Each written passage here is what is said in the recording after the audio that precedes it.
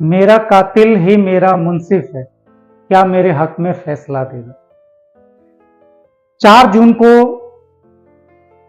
2 नतीजे आए। एक की बात पूरी दुनिया कर रही है, एक पर कोई चर्चा भी नहीं कर रहा है। मैं संदीप पांडे, किसान सत्ता से आज आपको बताऊंगा कि 4 जून को जो कुछ भी हुआ उसने कितने परिवार, कितने बच्चों, कितने मां बाप के सपने को तोड़ दिया। हुआ कुछ यूं कि नीट एग्जाम का जो रिजल्ट 14 तारीख को आना था वो 4 जून को ही आ गया। 4 जून को रिजल्ट का आना बड़ी बात नहीं थी। बड़ी बात यह थी कि इस रिजल्ट में कुछ ऐसा होना जिसने पूरे देश को एक साथ एक मुहिम के तहत लाकर खड़ा कर। एक तरफ एनटीए और एक तरफ देश के लाखों छात्र जिन्होंने एक सपना संजोया था, जिन्होंने दिन रात मेहनत की थी, जिन्होंने बहुत शिद्दत से अपनी पढ़ाई की। नीट के एग्जाम पर लग रहे सवालिया निशान पर आज बात करेंगे। मैं आपको बहुत कुछ ऐसा बताऊंगा जिससे आपको यह साफ साफ समझ में आएगा कि एनटीए का पक्ष क्या है और जो छात्र एनटीए पर एलिगेशन लगा रहे हैं, जो उन पे आरोप लगा रहे हैं, उनका क्या मामला है। हम शुरुआत करते हैं एनटीए से। एनटीए के बारे में बात करने से पहले हम आपको 2017 में लेकर चलते हैं। 2017 तक मेडिकल एंट्रेंस एग्जाम सीबीएसई लिया करता था। फिर वही बात, भ्रष्टाचार।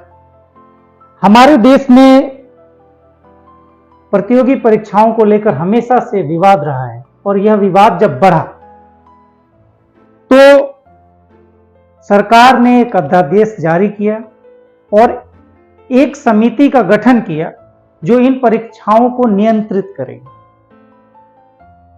जिसका नाम एनटीए। एनटीए सिर्फ नीट का एग्जाम नहीं लेती। आपको मैं बताना चाहूंगा कि जेईई जैसे एग्जाम को भी कंडक्ट करती है और भी प्रतियोगी परीक्षाएं कंडक्ट करती है एनटीए। यहां पर एनटीए की जिम्मेदारी बनती है कि वो किसी भी एग्जाम को पारदर्शी तरीके से कराए, जिससे जो छात्र हैं, जो एग्जाम दे रहे हैं, उनके मन में किसी भी तरह की दुविधा ना उत्पन्न हो। सवाल कहां पैदा होता है, मैं उस बात पे आता हूं। वो आरोप कहां से आना शुरू होते हैं, आप स्क्रीन पे देखिए तो आपको पता चलेगा कि ये आरोप शुरू कहां से हो रहे हैं। 67 स्टूडेंट जो टॉपर बन जाते हैं।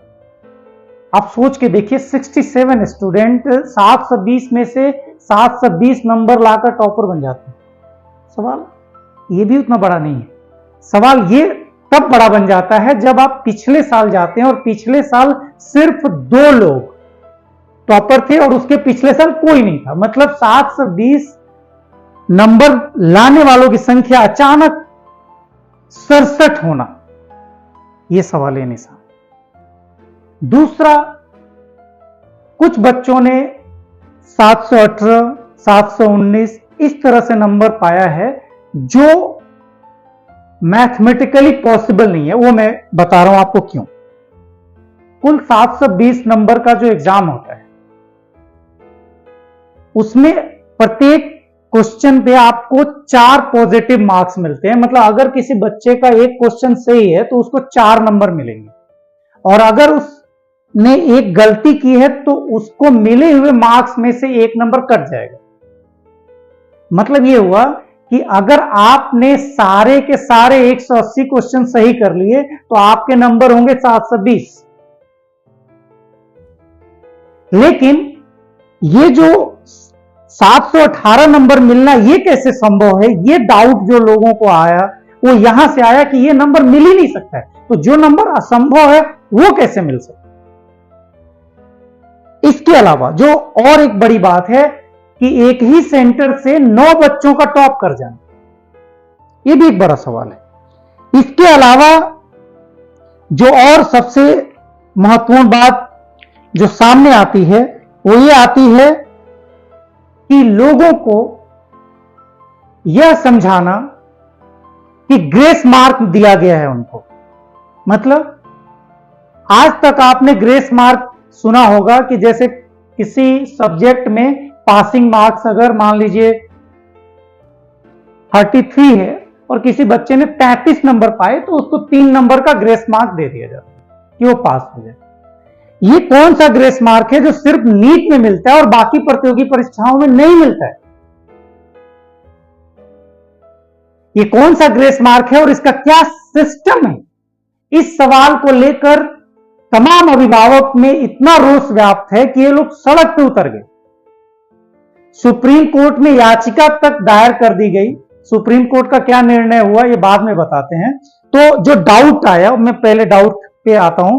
पहला डाउट ये आया कि 67 स्टूडेंट्स ने 720 में 720 नंबर कैसे पा लिया। दूसरा, एक ही सेंटर से 10 टॉपर कैसे हुए। तीसरा, जो सबसे इंपॉर्टेंट सवाल है कि जो नंबर मिल ही नहीं सकता है, 718 719 नंबर किसी को कैसे मिला, किसी स्टूडेंट को ये मार्क्स कैसे मिल गए। इन तीन बातों ने एनटीए को कटघरे में खड़ा कर दिया। यहां पर अब हम आपको एनटीए का पक्ष बताते हैं। एनटीए का क्या कहना है? पहला, एनटीए का यह कहना है कि 720 नंबर आना कोई बड़ी बात नहीं है, पेपर आसान होता है, अभ्यर्थियों की संख्या बहुत ज्यादा हो गई। पिछले साल जो अभ्यर्थी थे उनसे 4 लाख अभ्यर्थी बढ़ गए, तो ये जो स्टूडेंट्स बढ़ गए इनकी वजह से जाहिर सी बात है कट ऑफ नीचे जाएगा। पेपर इजी था इसलिए इतने लोगों ने टॉप कर दिया। उनका ये पहला जवाब। दूसरा, कि एक ही सेंटर से 10 लोगों ने टॉप कैसे किया, तो उनका कहना है कि ये हो सकता है कि एक ही सेंटर से 10 लोग टॉप कर सकते हैं, इसमें हम क्या कर सकते हैं। बात उनकी सही है, ये हो सकता है एक ही सेंटर पे वो 10 बहुत पढ़ने वाले लड़के हों और उन्होंने टॉप कर लिया, आंसर सही हो उनके सारे के सारे, ये भी सही। तीसरा, उन्होंने कहा कि जो मार्क्स जो ये 718 वाले जो 19 वाले जो समस्या है वो आई है ग्रेस मार्क के वजह से। एनटीए के भाषा में इसे एपेक्स मार्क कहते हैं, एपेक्स कोडिंग सिस्टम है उनका। और ये क्यों किया गया है अब उस पर आते हैं। कुछ बच्चों ने एग्जाम में गड़बड़ी नहीं कह सकते, एग्जाम में हुई देरी की वजह से अपने नंबर्स के लिए एनटीए के अगेंस्ट कंप्लेन किया कि आपके वजह से हमारा समय नुकसान हुआ। अब यह समय कैसे नुकसान होता है वो भी हम बता दें। जैसे आंसर शीट मिलने में देरी, क्वेश्चन पेपर मिलने में देरी, और भी टेक्निकल कुछ ग्लिच होते हैं जिनके वजह से कभी कभी देरी हो जाती है। और उन्होंने ऐसे तकरीबन 15 से 63 बच्चों ने अपनी एक नोटिस, अपना एक याचिका दायर की कि हमारा जो समय बर्बाद हुआ है उसके लिए हमें ग्रेस मार्क मिलना चाहिए। चूंकि एनटीए में यह प्राविधान पहले से था, एपेक्स कोड के तहत उन्होंने उन बच्चों को ग्रेस मार्क दे दिया। ग्रेस मार्क देने से हुआ क्या कि एक तो अचानक टॉपर्स की संख्या भी बढ़ गई, और ये जो नंबर की बात आ रही है ये कहीं ना कहीं उस ग्रेस मार्क की वजह से, ये जो अनबैलेंस्ड नंबर दिखाई दे रहा है जिसके वजह से विवाद हो रहा है, वो एग्जैक्टली ग्रेस मार्क की वजह से। अब यहां पर सबसे बड़ा सवाल यह है कि वो बच्चे जिन्होंने 650 नंबर लाए इस बार, उनको भी अच्छे कॉलेज नहीं मिल रहे। उनकी बात छोड़ दीजिए, जिन्होंने 720 में 720 नंबर लाए हैं उनको भी एम्स जैसा कॉलेज नहीं मिल रहा है। हम यहां ये नहीं कह रहे कि एनटीए गलत है या वो बच्चे गलत हैं। हम सिर्फ यह कहना चाहते हैं कि ये एग्जाम जब इतना ज्यादा क्रूशियल है, आपको मैं बताना चाहूंगा, सैकड़ों लड़के सुसाइड करते हैं अपने देश में, खासतौर पे कोटा में तो आप आमतौर पे सुनते रहते हैं कि इस लड़की ने सुसाइड किया, इस लड़के ने सुसाइड किया। कितना दबाव होता है उनके ऊपर जब वो एग्जाम की तैयारी करने जाते। होना लाजमी भी है। एक किसान का बच्चा जब कोटा जैसे जगह पे पढ़ाई करने के लिए जाता है तो एक कोचिंग की बड़ी फीस होती है, एक बड़ा अमाउंट पे होता है, उसके साथ उसके रहने के, उसके तमाम खर्चे होते हैं, उसको फिर से दोबारा मौका नहीं मिल सकता। ऐसी परिस्थिति में सरकार को चाहिए कि इन परीक्षाओं के लिए पारदर्शी सिस्टम बनाए और इसको सख्ती से लागू किया जाए। हमारे देश में इतना परीक्षा लीक, पेपर लीक का जो खबर आता है वो वाकई हमें कहीं ना कहीं तीसरी शक्ति बनाने से रोक दे, जो सिर्फ और सिर्फ जुमला बनकर रह जाए।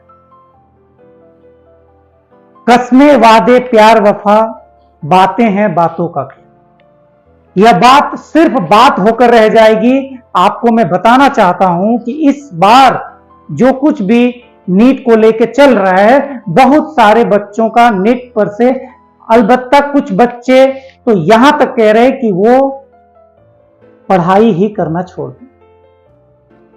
कौन है इसका जिम्मेदार? किसको मिलनी चाहिए सजा? यह सवाल अभी भी देशवासियों का सरकार से है। सुप्रीम कोर्ट ने छात्रों की याचिका खारिज कर दी है। सुप्रीम कोर्ट ने किसी भी तरह से काउंसलिंग और परीक्षा के परिणाम पर रोक लगाने से मना कर दिया है। सुप्रीम कोर्ट ने यह जरूर कहा है कि हम एनटीए को नोटिस करेंगे कि वो बताए कि यह सब कुछ कैसे घटित हुआ है। तो उन बच्चों का क्या जो 2 साल से तैयारी कर रहे हैं, उन बच्चों का क्या जो 3 साल से तैयारी कर रहे हैं, और उन बच्चों का क्या जिनको इस बार यह आखिरी मौका मिला था अपने परिवार की तरफ से? बड़ा सवाल है, सोचिएगा जरूर। अगली बार मिलेंगे ऐसे ही किसी नए टॉपिक के साथ। धन्यवाद।